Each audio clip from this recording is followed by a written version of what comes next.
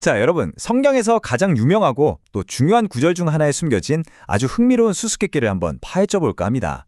창세기의 한 구절, 이 안에 담긴 문법적인 퍼즐이 사실은 우주적인 의미를 담고 있거든요. 바로 시작해보죠. 오늘 우리가 풀어볼 미스터리는 바로 이겁니다.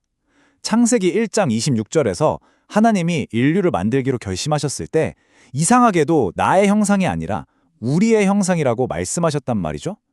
대체 이 우리는 누구일까요? 여기 실제 구절을 한번 보세요.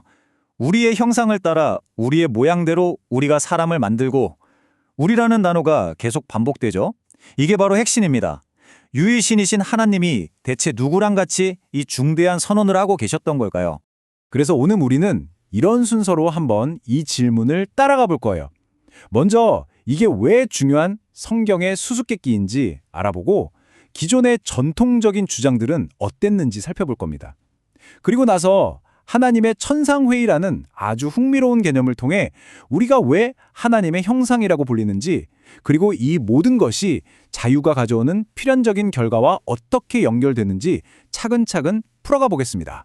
자, 그럼 첫 번째, 성경의 수수께끼. 여기서부터 시작해보죠. 아니, 이 우리라는 단어 딱 하나가요, 수백 년 동안 신학자들 머리를 그렇게 아프게 했다고 합니다. 생각해보세요. 유일신 사상의 핵심 경전에서 창조주가 복수형으로 자신을 칭한다는 건 정말 보통 문제가 아니죠. 물론 흔한 대답들이 있긴 한데 글쎄요, 그게 과연 전부일까요? 좋아요. 그럼 전통적으로는 이 우리를 어떻게 설명해왔을까요? 두 번째 파트에서 한번 살펴보겠습니다. 마이클 하이저 박사라는 분이 있는데 이분 말로는요, 우리가 흔히 주석서 같은 데서 보는 전통적인 설명들이 사실 자세히 뜯어보면 영 안 맞는다는 거예요. 예를 들어 삼위일체 개념을 여기에 적용한다거나 아니면 왕들이 짐은 하듯이 스스로를 높여 부르는 장엄의 복수 같은 설명들 말이죠. 근데 이게 문맥이나 원어를 꼼꼼히 따져보면 좀 어색하다는 겁니다. 뭔가 더 깊은 얘기가 숨어 있는 것 같죠? 그렇다면 진짜 답은 뭘까요? 바로 세 번째 파트, 하이저 박사가 제시하는 아주 놀라운 개념, 하나님의 천상회의에 대해 알아보겠습니다. 이 개념의 핵심이 바로 권고의 복수형이라는 문법 용어인데요. 이게 뭐냐면 쉽게 말해서 말하는 사람은 한 명, 즉 하나님인데 듣는 그룹, 그러니까 천상의 존재들을 대화에 끌어들이는 화법인 거죠. 실제 행동은 말하는 사람 혼자 할 거면서 말이에요. 마치 자, 우리 한번 해보자 하고 선언한 다음에 정작 일은 혼자 다 하는 그런 느낌? 바로 그런 뉘앙스입니다. 그래서 하이저 박사는 이렇게 보는 겁니다. 하나님이 지금 누구랑 얘기하고 있느냐?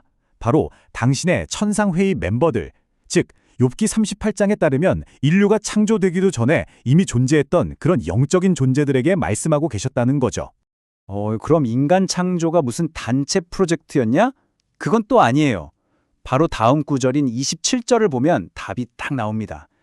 하나님이 자기 형상, 곧 하나님의 형상대로 사람을 창조하시되, 보세요. 창조를 한 주체는 명백하게 단수인 하나님 한 분이시죠. 그러니까 대화에는 여럿을 포함시켰지만 실제 창조라는 액션은 오직 하나님 혼자 하셨다는 겁니다. 아, 이거 정말 흥미로운 지점 아닌가요? 아니, 그럼 대체 왜 그러셨을까요? 혼자 다 하실 거면서 왜 굳이 천상의 존재들을 대화에 끼워주셨을까요? 그 답이 바로 네 번째 파트의 주제인 하나님의 형상이라는 개념 속에 숨어 있습니다. 하나님의 형상이 된다는 게 도대체 무슨 뜻일까요? 이건 그냥 외모가 비슷하다는 게 아니고요.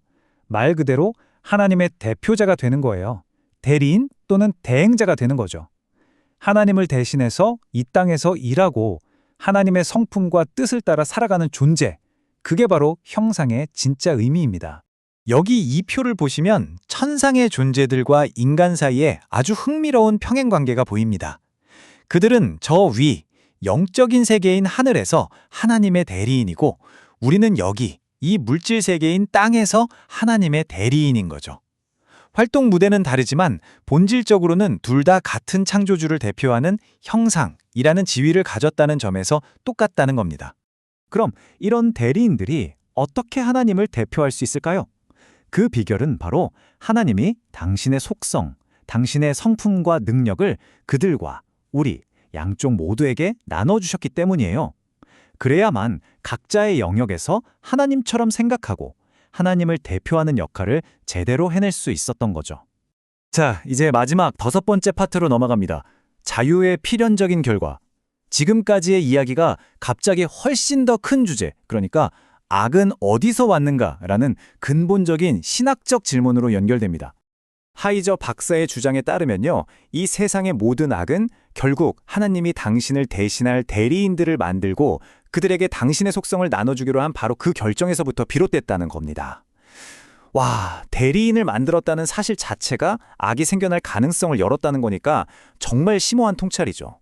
그리고 하나님이 공유해 주신 그 수많은 속성들 중에서 가장 결정적인 한 가지가 있습니다. 바로 자유입니다. 이 자유 때문에 결국 피할 수 없는 결과가 나타나게 됩니다. 한번 보세요. 첫째, 하나님이 대리인들을 창조하시죠. 둘째, 그들에게 자유를 포함한 자신의 속성을 나눠주십니다. 그런데 셋째, 이 대리인들은 신이 아니잖아요. 하나님처럼 완벽하지 않단 말입니다. 그러니 넷째, 이 불완전한 존재에게 주어진 자유는 결국 스스로의 의지로 나쁜 결정을 내리는 결과로 이어질 수밖에 없어요. 반역을 하든 아니면 그냥 무능해서 일을 망치단 말이죠. 그 결과 혼돈이 하늘과 땅 양쪽 세계 모두에 들어오게 된 겁니다. 이 부분에 대한 하이저 박사의 말이 아주 인상적입니다. 제가 그대로 한번 읽어드릴게요. 하나님은 그것이 불가피하다는 것을 아십니다. 왜냐하면 그분은 정말로 똑똑하시고 우리가 그분이 아니며 그들 또한 그분이 아니라는 것을 아시기 때문입니다. 그러니까 이 모든 비극적인 결과가 하나님께는 전혀 놀라운 일이 아니었다는 거죠. 자, 오늘 분석을 마무리하면서 마지막으로 이 질문을 던져봅니다.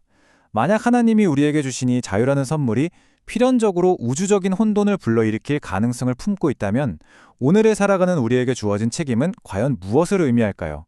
창세기 1장 26절, 이 한 구절에 담긴 작은 문법적 수수께끼에서 시작된 이야기가 우리를 여기까지 데려왔네요. 정말 깊이 생각해 볼 만한 질문 아닌가요?